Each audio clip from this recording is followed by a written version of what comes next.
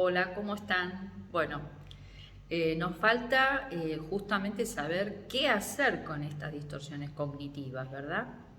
Bueno, en este video vamos a tratar de pensar en cada caso, si bien el paciente obviamente se encuentra en terapia, ¿no? Porque esto lo habla en terapia.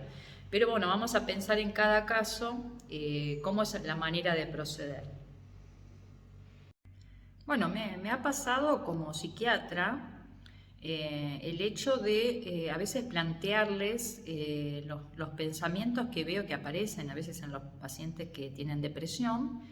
Y el tema es que como ellos mismos no han llegado a poder verlos por sí mismos, sino que se los he señalado yo, entonces no internalizan la necesidad de quizás poder cambiarlos.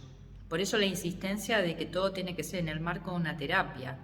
Porque justamente, como puse en el Instagram, hay una colaboración entre paciente y terapeuta, en el cual se forma una alianza terapéutica y hay una autoterapia ampliada en el cual el paciente se compromete a registrar sus pensamientos y a poder darse cuenta de que los tiene. Porque el hecho de que por ahí se lo señale yo, muchas veces el paciente me contesta y con justa razón me dice, bueno, yo soy así, yo pienso eso, y esa es la verdad. Bueno, justamente el trabajo de la terapia se dedica a poder cuestionar estas verdades que son personales. Muchas veces un modo de comportamiento, una costumbre, se consideran que son parte del individuo y no quieren ser cambiadas. Una vez un paciente me dice, mire, yo si dejo de fumar es como que dejo de ser yo. Es como perder una parte de mí, si bien sabía de que le hacía mal, ¿no? Obviamente. Bueno, justamente lo que se inicia en la terapia y también en el tratamiento psiquiátrico es la psicoeducación. Esa es una de las técnicas. Porque probablemente al paciente lo que le está sucediendo es que no conoce nada acerca de lo que está sufriendo, ni tampoco su familia, hay que estar atentos a eso.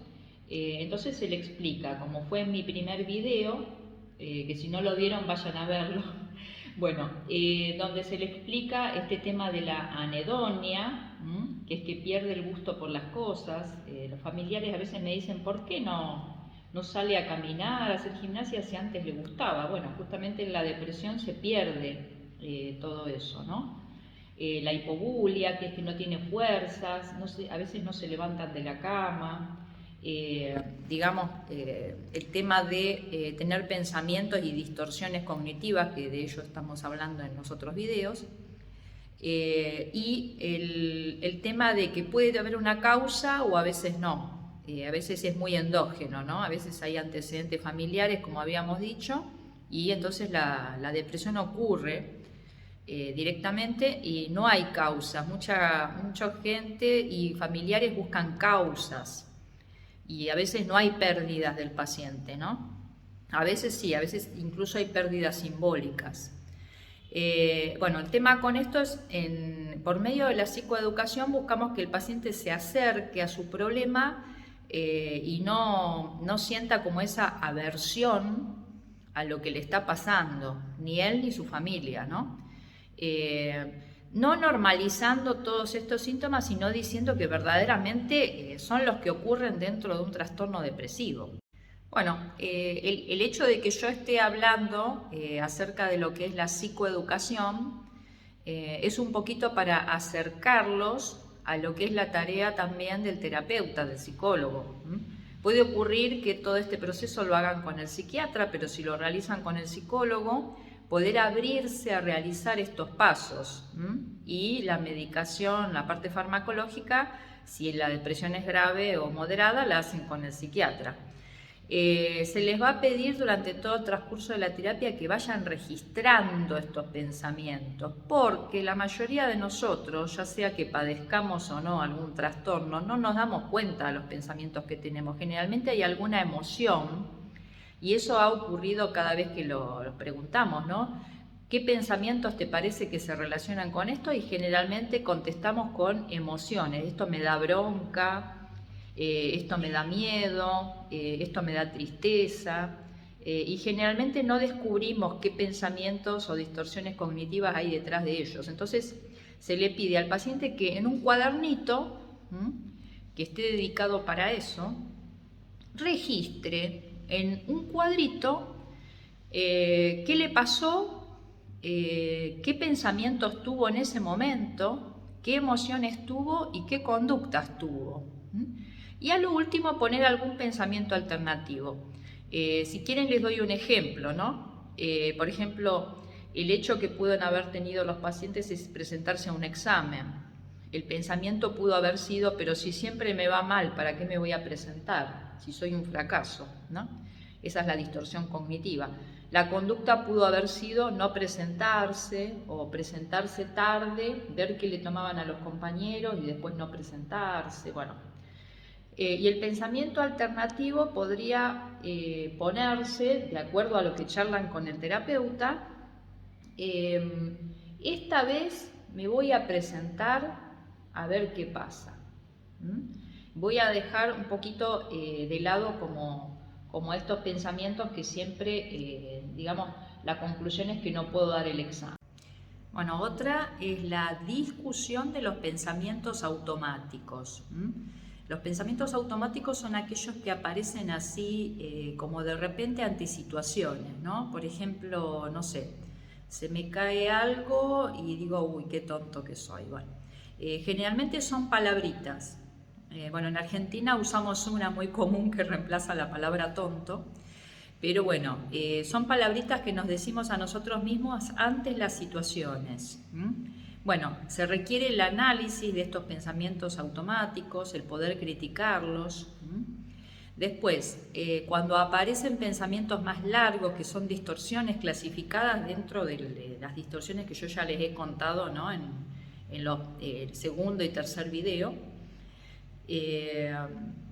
tenemos que, una vez que las tenemos definidas a esas distorsiones, enjuiciarlas. ¿Esto qué es? Como les dije, obviamente primero el paciente llega a darse cuenta de que las tiene, a estos pensamientos. Llega al paso de poder enjuiciarlos. Hay varias técnicas, por ejemplo, que el terapeuta haga de paciente y diga ese pensamiento y el paciente trate de criticarlo. Por ejemplo, no sé, una situación fácil es que, por ejemplo, terapeuta, eso se llamaría psicodrama, ¿no? Porque es como intercambiar los papeles. El terapeuta repite una frase que siempre diga al paciente, por ejemplo, yo no puedo cambiar, yo ya nací siendo el depresivo de la familia y así voy a seguir. ¿No? Bueno, entonces el paciente tratar de criticar esa posición. Obviamente, imagínense la confianza que tiene que haber entre terapeuta y paciente, ¿no? Para que se nos dé esta situación. Otra que sería quizás menos dramática, valga la redundancia, que el psicodrama, podría ser imaginar, que el paciente puede imaginar en la terapia que está viendo a una persona por la calle y que está diciendo estas palabras, ¿no? Y él, ¿qué le diría a esa persona si se la encuentra en el camino y cómo trataría de ayudarla? Es criticar los propios pensamientos. Esta técnica me va a ayudar, lógicamente, a encontrar otros, porque ese es el motivo de la reestructuración cognitiva que estamos intentando en la terapia. Es poder encontrar otros pensamientos alternativos, porque si no el paciente, y quien sea que los tenga, los toma como verdades absolutas, ¿no? Imagínense tomar como verdad absoluta el hecho de que nunca me va bien, ¿no? Y poder reafirmarlo continuamente y no encontrar pensamientos alternativos, digamos que me ayuden. Y que estos pensamientos alternativos que voy encontrando, que no son autoengaños, porque la verdad, vamos a ser sinceros, no hay verdades absolutas, ¿verdad? Entonces, ninguno de los pensamientos alternativos que tengamos tampoco van a ser verdades, sino que van a ser poder ensayar pensamientos más funcionales que me ayuden, que cuando yo tenga que ir a hacer algo, por ejemplo, dar un examen, que estos pensamientos no hagan que yo no pueda hacer nada. Este es el motivo de la reestructuración cognitiva. Por eso otro de los métodos, como les comentaba, es poder criticarlos, ¿no? Por medio de algunas técnicas. Permitir también que el terapeuta introduzca estas técnicas, flexibilizar, porque la mayoría de nuestros pensamientos son inflexibles y rígidos cuando nos enfermamos. Entonces, el poder flexibilizarnos mediante estas técnicas. El otro, bueno, ya saben que estaban los pensamientos del debería. En el primer video los mencionamos, que es cuando el paciente siente que debería hacer un montón de cosas y ninguna de ellas tiene nada que ver con lo que realmente desearía hacer.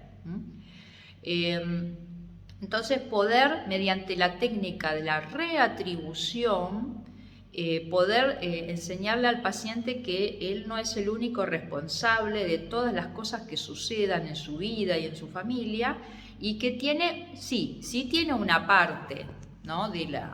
Obviamente hay una parte en la cual tiene su responsabilidad, pero no tiene como el 100% que llevar sobre sus hombros todas las cargas que él mismo se piensa, ¿no?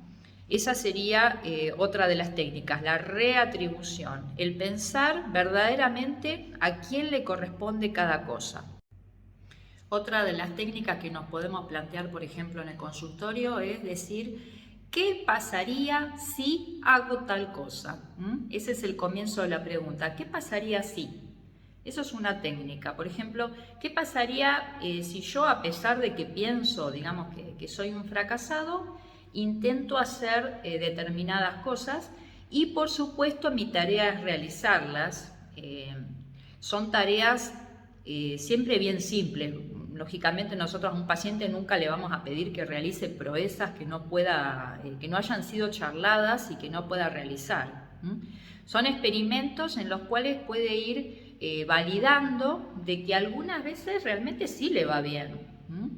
Y recordar algunas anécdotas donde pudo realizar las cosas sin tener estos pensamientos. En estos casos los ejercicios pueden ser múltiples, siempre son pautados entre el terapeuta y el paciente dentro de una alianza. Y justamente si el paciente después en la siguiente entrevista le dice al terapeuta, mira, no lo pude hacer porque no hubo caso, se vuelve a plantear el ejercicio, o sea que se puede siempre cambiar. Eso es lo que tiene la terapia cognitiva, es muy flexible en ese caso.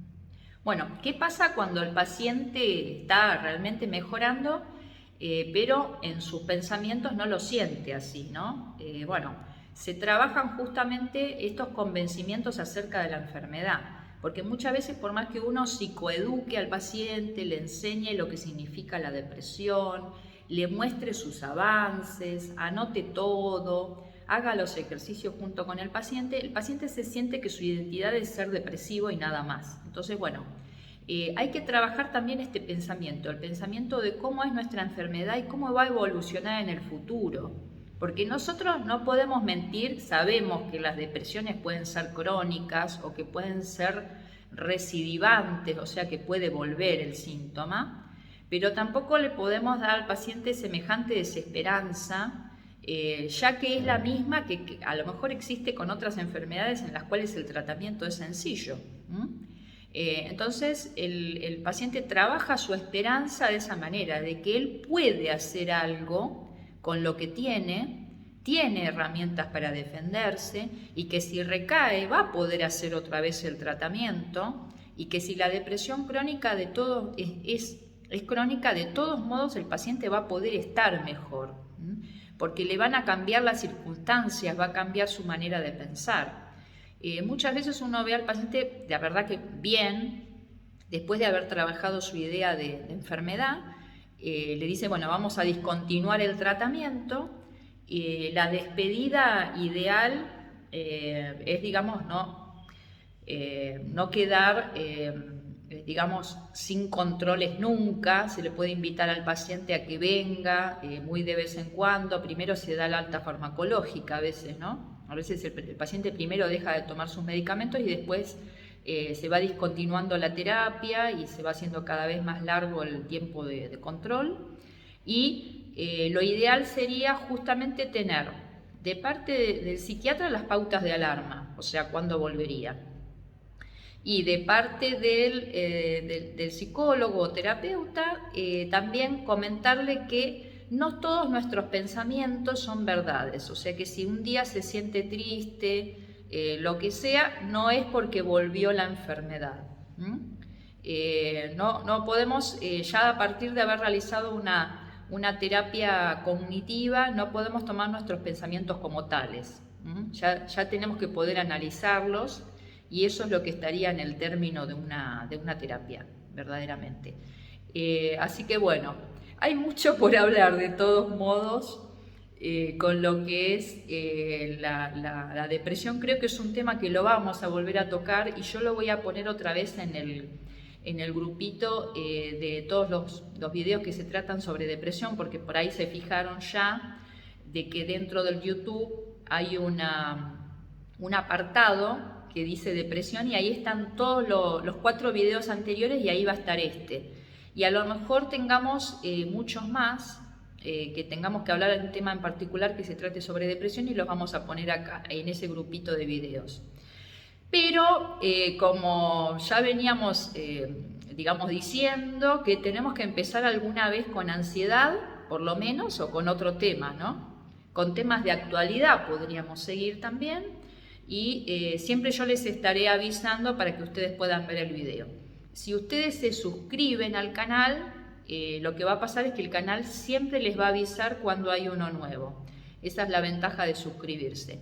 Y después, bueno, como conocerán, YouTube muestra los videos de acuerdo a la interacción también. Así que si ustedes lo consideran así, interaccionan con el video como ustedes quieran, le pueden poner me gusta, un comentario, compartirlo con alguien. Eso hace que YouTube muestre el video y que lo puedan ver más personas, ¿no? Eso es el conocidísimo algoritmo, que un día hablaremos de eso.